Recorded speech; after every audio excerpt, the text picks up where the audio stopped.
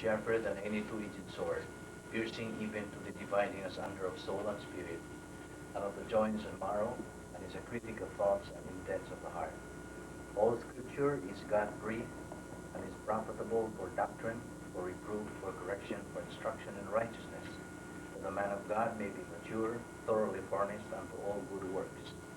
Study to show thyself approved unto God, a workman that needeth not to be ashamed, rightly dividing the word of truth. It is our custom to pause before we study the Word of God, to have a few moments of silent prayer, and to make sure that we all are in the same frequency with regard to ground rules. Therefore, to make sure that we are controlled by God the Holy Spirit, we have a few moments of silent prayer, a recognition of your privacy. You are a priest as a believer, giving you the option of rebound, the opportunity to shift gears, and to pull yourself together in this study of the Word of God this afternoon. Therefore, let us pray.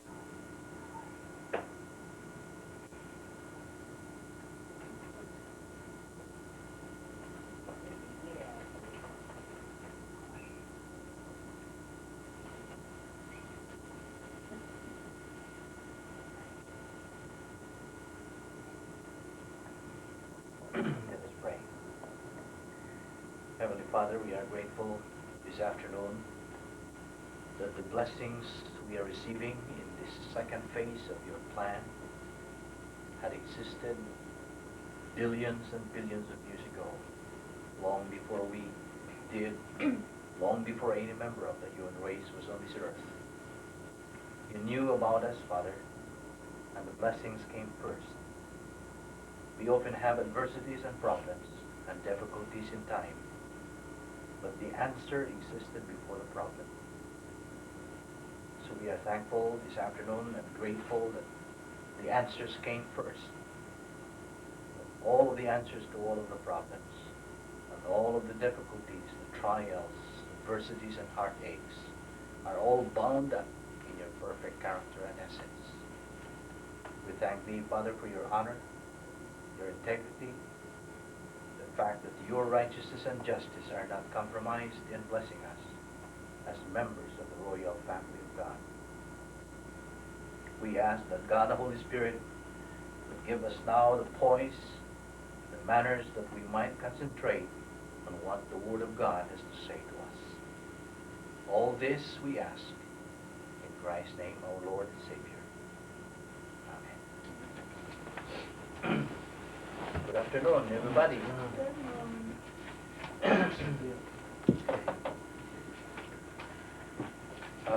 First of all, I would like to make this course, but before we go to that, as a continuation of what we have taken up, just a review of the function of every believer. We have already said that two major functions of every believer is his being a priest and his being ambassador.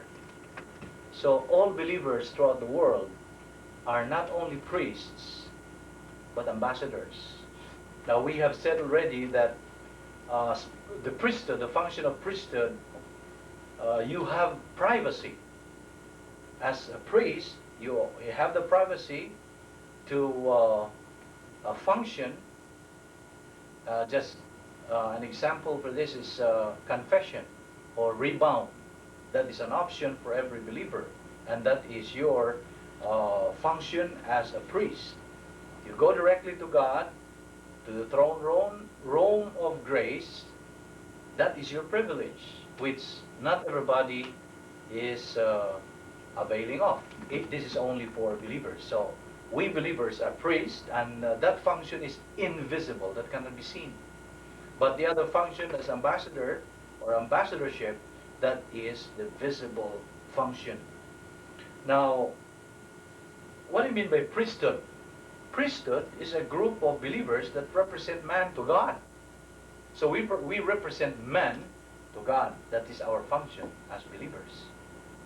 That's why we have the privacy to name all known sins directly to God. all the three major sins that we have already studied. The first and most devastating and the worst kind of sins being the mental attitude sins. We have examples like pride, we have jealousy, we have bitterness, we have hatred, vindictiveness, implacability, envy, guilt feelings, we have fear, we have worry, we have anxiety, we have self-pity. These are examples of mental attitude sins. So before we study God's Word, we have to name all those known sins directly to God.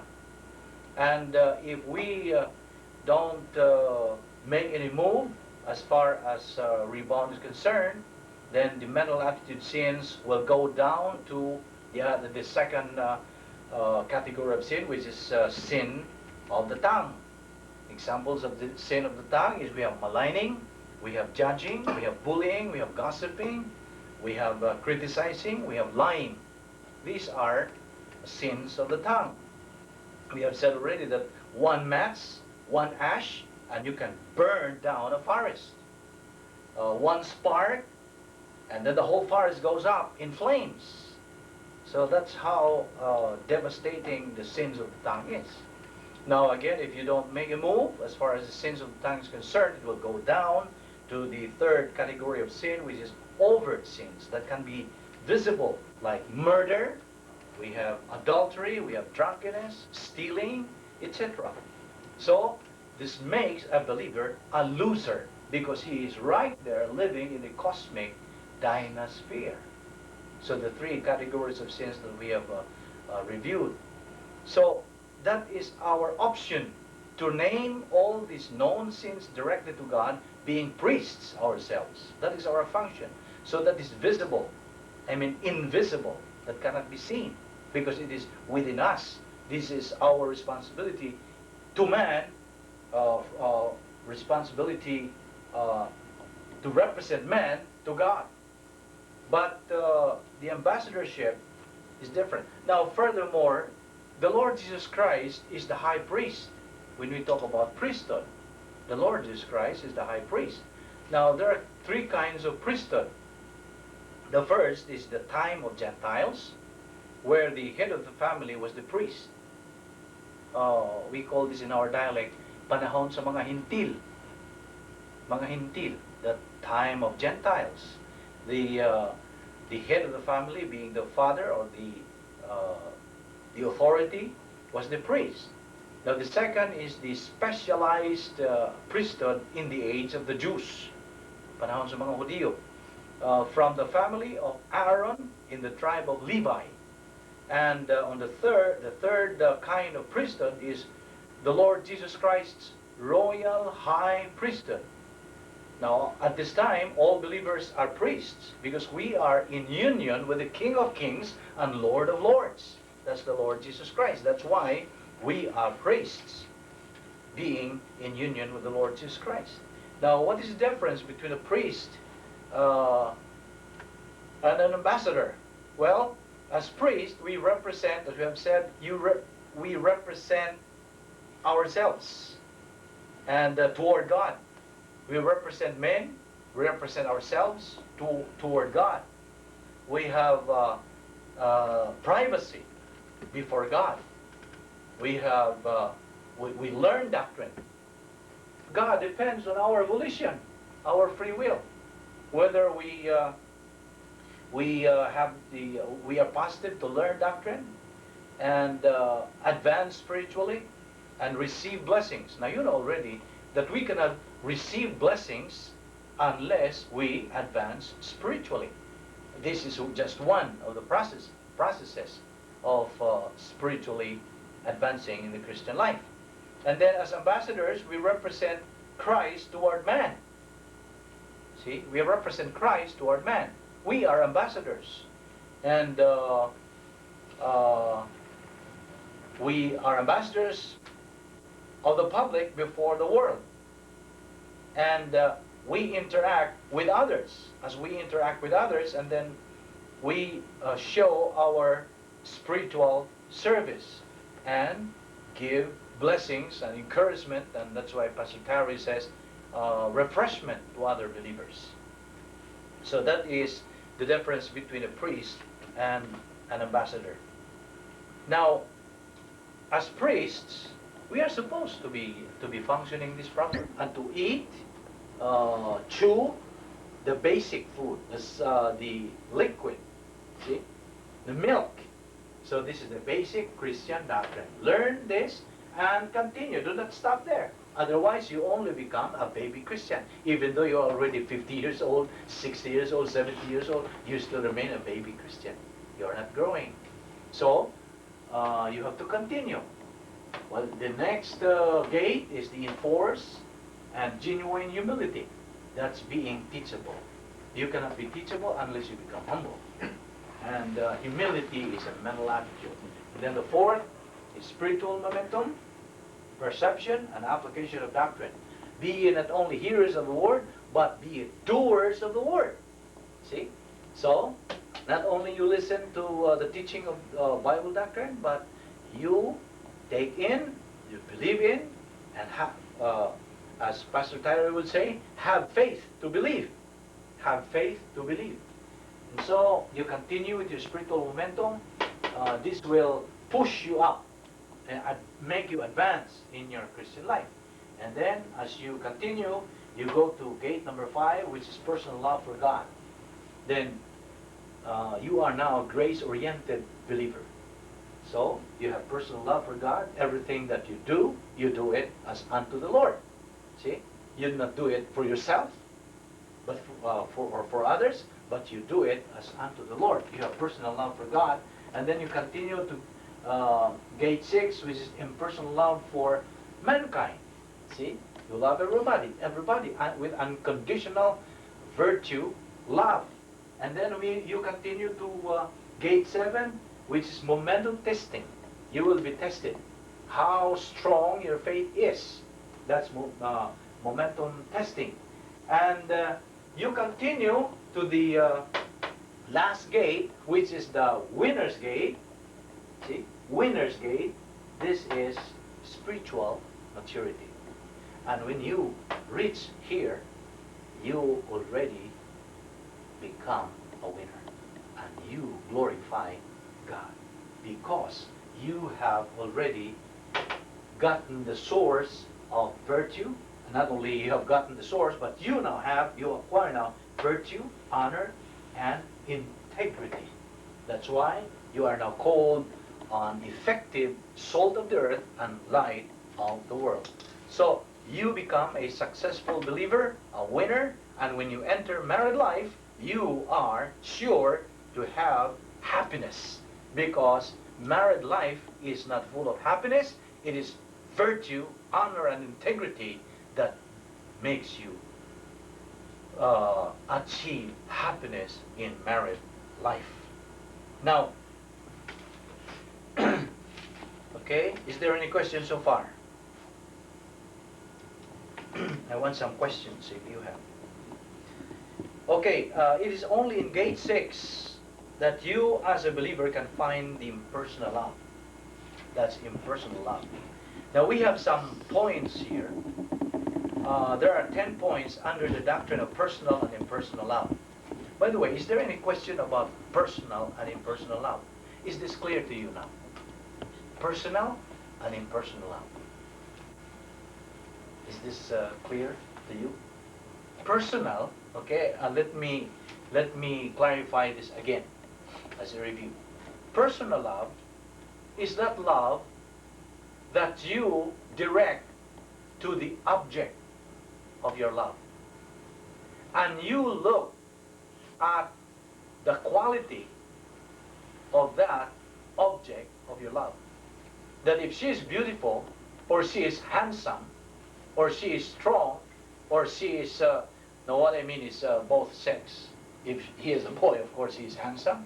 If he is a girl, she is beautiful. In other words, the quality, okay? The facial feature of that object of your love. If she is good, you love her. He is good, you love him. But he becomes, he is not gentle, unfaithful to you. You do not have love anymore. In other words, personal love is weak. It's very weak because you depend on the object of your love. See? But impersonal love is different. You focus your attention to yourself because you are standing on the principle of the virtue, honor, and integrity. The Word of God that you are standing on. See? No matter what quality the object of your love is. That is what we mean by unconditional virtue love. That is the key to achieving happiness in married life. So I hope that's clear now. Now, yeah. We have heard of so many kinds of love. Another kind is agape love. What's the difference between All right. agape Now, love? agape is love, personal love for God. That is agape love. So, Would it be personal or impersonal? Because if No. it is personal, it means that it is more of... okay then. That's a good question. That is personal love for a believer for God. You cannot achieve impersonal love unless you pass gate number 5. See? Now, you have to enter gate 5 first before graduating in gate 6. So that's for God. Yeah. Agape love. You must have, you have to continue taking in doctrine and apply and metabolize the doctrine, apply in your life, so you can develop the personal love for God. Anything that you do, anything that you think is personally, you direct it as unto the Lord. That is personal love for God. But you cannot develop this unless, you cannot develop impersonal love unless you have already developed personal love for God. So, just continue. You don't have to stop there. What about my love for my children and my wife, for example? Of course. My wife, for example. My wife. Is that That personal is- or impersonal? That's what I have said. Personal love is for the object, okay? Now, when it comes to impersonal love, that is the result already of your being grounded to gate 5. You have developed that personal love for God. So in other Because words, you cannot love in the real sense of the word as doctrine would want us to follow. You cannot apply that impersonal love unless you have already developed personal love for God. Because that is the right way to, that is the requirement or requisite that you can apply impersonal love. It would be easy for you to apply impersonal love once you have that personal love for God. See? In other words, the key is develop that personal love for God, the other things will just follow suit. so in other words, agape love is impersonal love in the end. It is personal love. Personal love for God, but For God. impersonal love in No. the end because you pass there, and then in your treatment with people, for example, I love the poor, I love the destitute.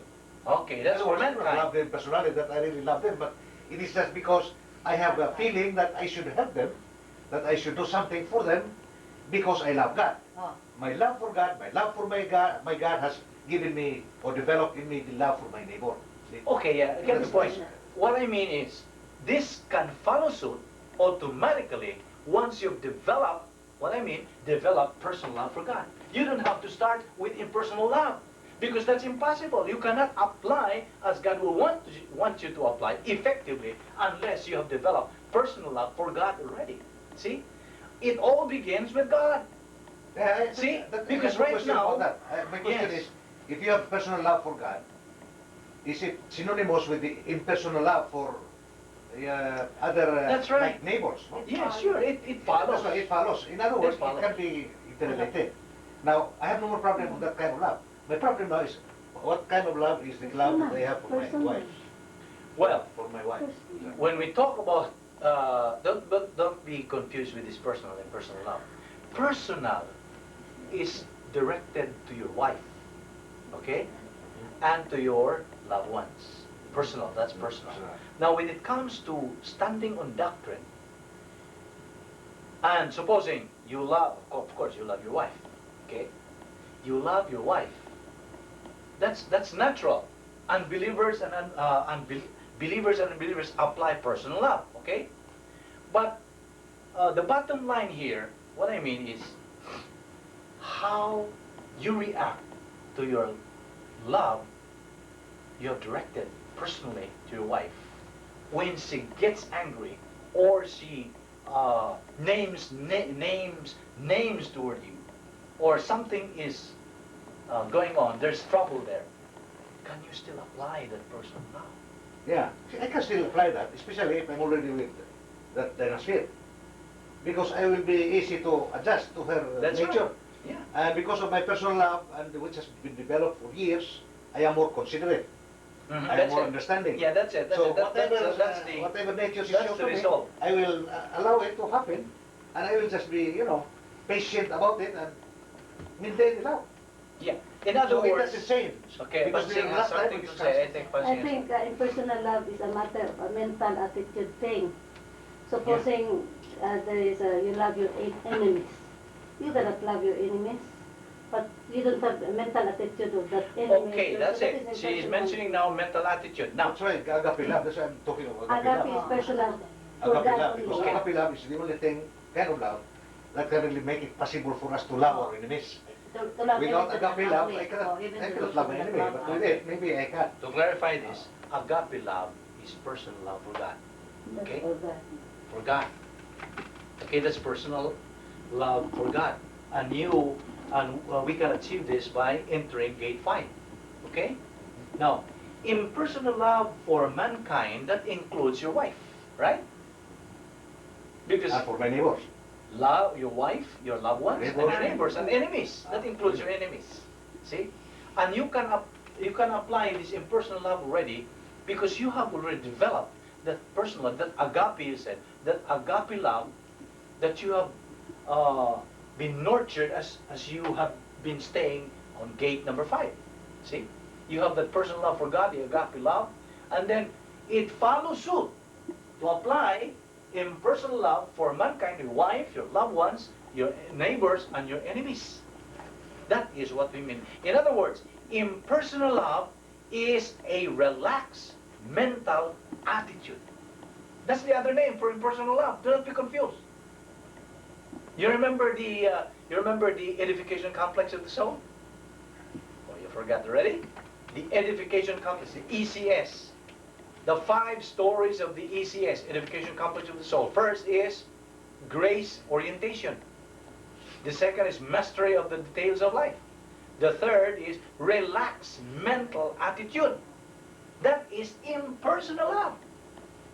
See? So as we continue studying God's Word, we build the edification complex of the soul. That is relaxed mental attitude. That's personal love for mankind. So I hope that is clearer now.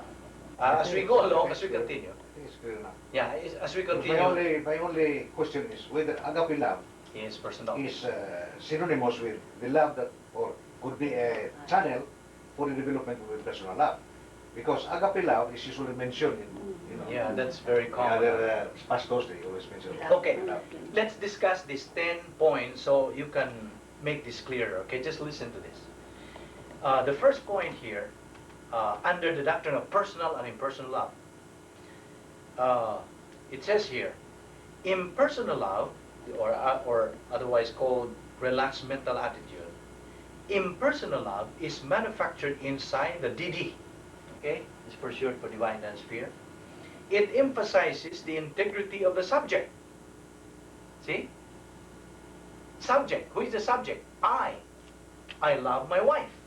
I is the subject. See? It emphasizes the integrity of the subject. Okay? Now, personal love emphasizes the attractiveness of the subject, of the object, not subject. You get it? That is personal love, emphasizes the attractiveness of the object. Now, point 2, personal love are directed toward a few people, but impersonal love are directed toward all mankind, both the attractive and unattractive. Point 3, impersonal love as a functional virtue is motivated by love for God. That is why we call the personal love for God as a motivating virtue.